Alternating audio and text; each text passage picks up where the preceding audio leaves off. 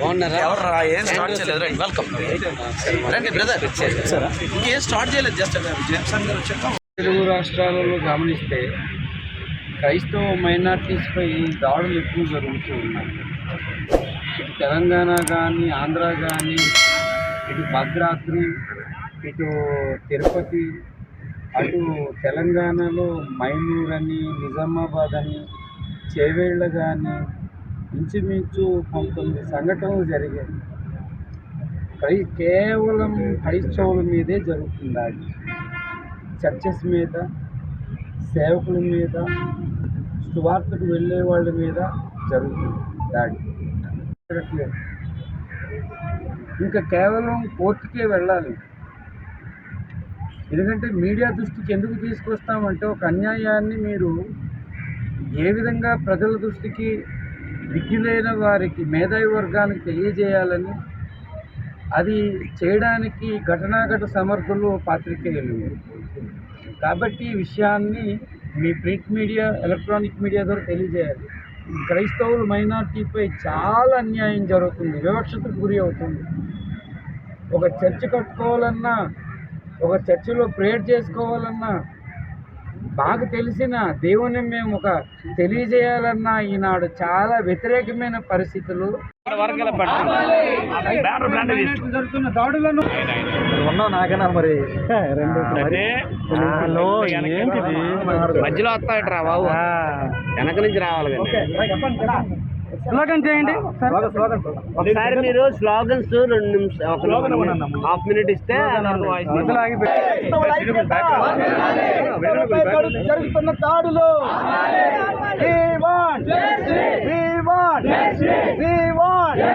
క్రైస్తవుల మీద జరుగుతున్న దాడులు, క్రైస్తవుల మీద జరుగుతున్న దాడులు.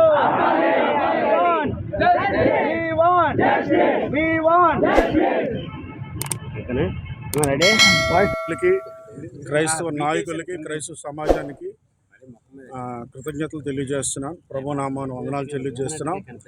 మేము క్రైస్తవ ప్రగతి పరిరక్షణ అన్న సాధారణ పేరుతో హనీ జాన్సన్ గారు, విశ్వ డానియల్ గారు, నేను జేమ్స్ అండి, అలాగే ఇతర నాయకులు అందరము ఇది ఏ తాత్పర్యం లేకుండా కలిసి మన రాష్ట్రంలో ముఖ్యంగా తెలుగు క్రైస్తవులు జరుగుతున్న దాడుల గురించి నిరసన తెలియజేయడానికి చేరుకున్నాం. ముఖ్యంగా ఇక్కడ జరుగుతుంది ఏంటంటే, క్రైస్తవులకు విపరీతమైన దాడులు జరుగుతున్నాయి. ఈ ప్రాంతంలోనే ఒకరు తెల్లబట్టలు క్రైస్తవులు వేసుకున్నారని బలవంతంగా వాళ్ళ చేత రాయించుకొని, మేము క్రైస్తవులుగా ఉండము, లేకపోతే ఇక్కడ చెయ్యము, తెల్లబట్టలు వేయము, ప్రార్థనలు ఇంట్లో చెయ్యమని బలవంతంగా ఎఫిడవిట్ తీసుకున్నారు. అటువంటి పరిస్థితుల్లో మేము ఉన్నాం. ప్రభుత్వం వీటి మీద పట్టించుకుని ఎటువంటి దృష్టి చేయట్లేదు. మొన్న 31st నైట్ ఇక్కడే మన తాళపాలెం అన్న ప్రాంతంలో రాత్రి ప్రేయర్ నుండి వస్తుంటే ఒక రిటైర్డ్ మాస్టర్ గారిని, వారి కుటుంబాన్ని సుమారు 15 మంది దారి కాసి అర్ధరాత్రి కొట్టి చంపే ప్రయత్నం చేశారు. మేము పోలీసుల్ని సంప్రదించగా తిరిగి కేసు పెట్టొద్దని గ్రామస్తులందరూ వచ్చారు. ఇలాగా హత్యాయత్నాలు, దాడులు, ముఖ్యంగా చర్చిలు కాల్చడం. మీకు తెలుసు, రాంబెల్లి అన్న ప్రాంతంలో అర్ధరాత్రి 2:30కి చర్చిని కాల్చేశారు. అలాగే ఇప్పుడు మొన్న 19వ తారీఖుని ఆత్రేయపురం దగ్గర వద్దుపొర్రు అనే గ్రామంలో అర్ధరాత్రి చర్చిని కాల్చేశారు. ప్రియులారా, మేము కోరుతుంది ఏంటంటే, ప్రభుత్వానికి క్రైస్తవ మైనార్టీల దాడుల నిరోధక చట్టం ప్రభుత్వం కల్పించాలని, దాని కొరకు రాష్ట్రంలో ప్రతి క్రైస్తవుడు, ప్రతి గ్రామంలో, ప్రతి పట్టణంలో కూడా ఈ నిరసనని తెలియజేస్తూ డిమాండ్ చేయాలని ఆశ. మరొకటి ఏంటంటే, క్రైస్తవ మైనార్టీలు చర్చిలకి, ఆస్తుల కొరకు, అలాగే మా యొక్క కలిగిన భూములన్నిటి కొరకు భద్రత చట్టం కల్పించాలి. ఎందుకంటే నేరుగా మనుషులు ఇప్పుడు చర్చిల్లోకి వచ్చి మనుషులు కొడుతున్నారు, దాడులు చేస్తున్నారు, కాల్చుతున్నారు. ముఖ్యంగా మేము మళ్ళీ తిరిగి కోర్టుకు కానీ లేకపోతే న్యాయస్థానాన్ని ఆశ్రయించకుండా అడ్డుకుంటున్నారు. కాజులూరు అన్న ప్రాంతంలో ఒక చర్చ్ వారు జస్ట్ ప్రేయర్ పెట్టుకున్నారు. చుట్టూ 100 మీటర్ల వరకు ఒక ఇల్లు కూడా లేదు.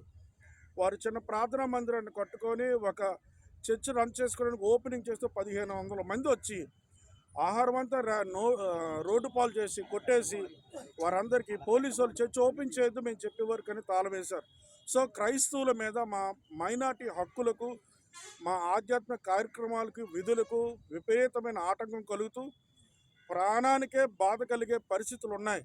ఈరోజు క్రైస్తవుడు నేరుగా బైబిల్ పట్టుకొని చర్చికి వెళ్ళడానికి కూడా భయపడే పరిస్థితులు ఉన్నాయి. కనుక రక్షణ కల్పించాలని కోరుతున్నాం.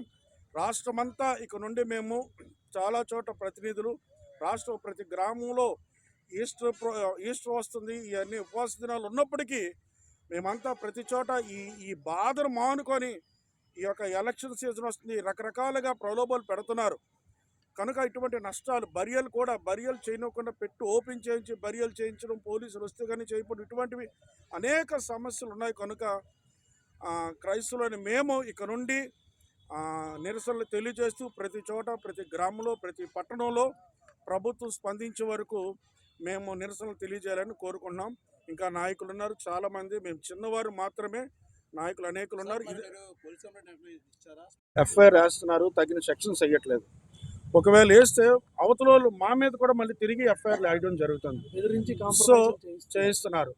ఇంకా ముఖ్యంగా ఏం జరగాలంటే ఆ పొలిటికల్ ఇన్వాల్వ్ అవ్వడం వల్ల రాజకీయ, అది ఏ పార్టీ అయినా సరే, ప్రతి పార్టీ, అసలు ఈ పార్టీ ఆ పార్టీ అని లేదండి, ప్రతి పార్టీ వాళ్ళు కూడా క్రైస్తవుల మీద దాడులు చేస్తూనే ఉన్నారు. రాజకీయ ప్రలోభాలు ఉండనే ఉంది. పలానోళ్ళు మాకు తక్కువ ఎక్కువ అన్నది లేదండి. కనుక మాకు మన విశాఖపట్నమే చూడండి సార్, మాకు బరిల్గండ కావాలని గత 15-20 సంవత్సరాల నుండి మేము పోరాడుతున్నాం. ఇప్పటికీ బరిల్గండ ఇవ్వకుండా ఎక్కడో ఒక 50 సెంట్లు ఏదో చెత్తలు, అసలు 50 సెంట్లు అంటే ఎందుకు పనిచేయదు. కనుక ఇలాగ ఏది ఇవ్వకుండా ప్రభుత్వాలు తెలిసి చేసి ప్రామిస్ చేసి కూడా చేయలేకపోతున్నారు. కనీసం ప్రార్థనలు కాదు, చావుకు కూడా అవకాశం లేని పరిస్థితుల్లో ఉన్నాం. కనుక మేము బయటకు వచ్చి ఇలాగ నిరసన తెలియజేయవలసిన పరిస్థితులు కల్పించారండి.